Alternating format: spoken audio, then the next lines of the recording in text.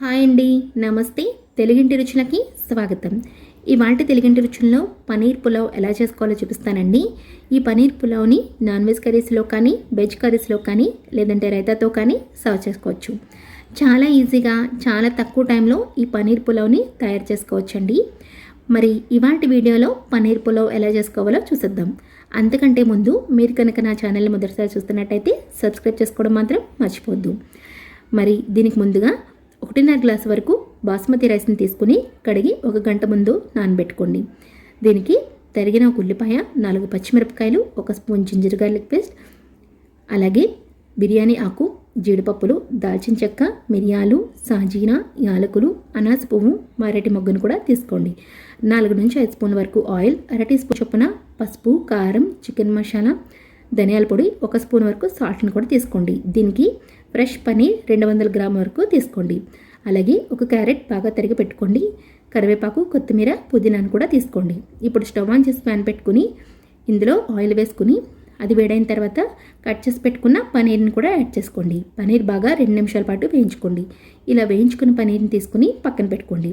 ఇప్పుడు stove on చేసి cooker పెట్టుకుని అందులో కొద్దిగా ఆయిల్ వేసుకోండి. ఆయిల్ బాగా వేడెక్కిన తర్వాత మనం ఆల్రెడీ తరిగి పెట్టుకున్న ఉల్లిపాయలు, పచ్చిమిరపకాయలను కూడా యాడ్ చేసుకోండి. ఇవి యాడ్ చేసుకున్న తర్వాత 2 నిమిషాల పాటు ఉల్లిపాయల్ని బాగా వేయించుకోండి. ఇవి బాగా వేగిన తర్వాత ఇందులో మనం ఆల్రెడీ కట్ చేసి పెట్టుకున్న క్యారెట్, అలాగే పుదీనా, కొత్తిమీర, కరివేపాకును కూడా యాడ్ చేసుకోండి. ఇవి యాడ్ చేసుకున్న తర్వాత వీటిని మగ్గేంత వరకు మరో 2 నిమిషాల పాటు బాగా వేయించుకోండి. ఇవి కూడా తొందరగానే వేగిపోతాయండి. ఇవి వేగిన తర్వాత ఇందులో మనం ఆల్రెడీ తీసి పెట్టుకున్న బిర్యానీ మసాలాని కూడా యాడ్ చేసేసుకోవాలి. ఈ బిర్యానీ మసాలా వేసుకున్న తర్వాత మరొక నిమిషం పాటు బాగా కలుపుకుని మరొక నిమిషం వేయించుకోండి. ఇలా వేయించుకున్న తర్వాత ఇందులో జింజర్ గార్లిక్ పేస్ట్ని కూడా వేసుకుని బాగా కలుపుకోండి.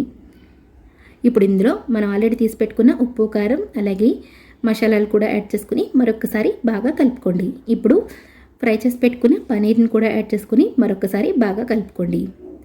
అలాగే మనం నానబెట్టి పెట్టుకున్న బాస్మతి రైస్ని కూడా యాడ్ చేసుకుని మరొకసారి ఈ పనీర్ రైస్ అంతా కలిసేలాగా గరిటెతో బాగా కలుపుకోండి.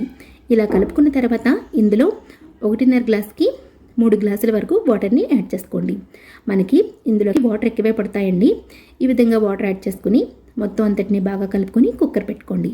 3 విజిల్స్ వచ్చిన తర్వాత స్టవ్ ఆఫ్ చేసేసుకుని పనీర్ పులావ్ని తీసి సర్వ్ చేసుకోవచ్చు. చాలా పొడి పొడిగా, చాలా తక్కువ టైంలో మనకి ఈ పనీర్ పులావ్ని తయారు చేసేసుకోవచ్చండి. చూసారు కదా ఎంత బాగా కుదిరిందో. మీకు కూడా నచ్చిందా? అలా అయితే మీరు కూడా ట్రై చేసి ఎలా ఉందో నాకు కామెంట్లో చెప్పండి. ఈ వీడియో మీద మీకు ఎలాంటి డౌట్స్ ఉన్నా నన్ను కామెంట్లో అడగచ్చు. ఈ వీడియో మీకు నచ్చినట్టయితే like, share and subscribe to తెలుగింటి రుచులు. Thank you for watching.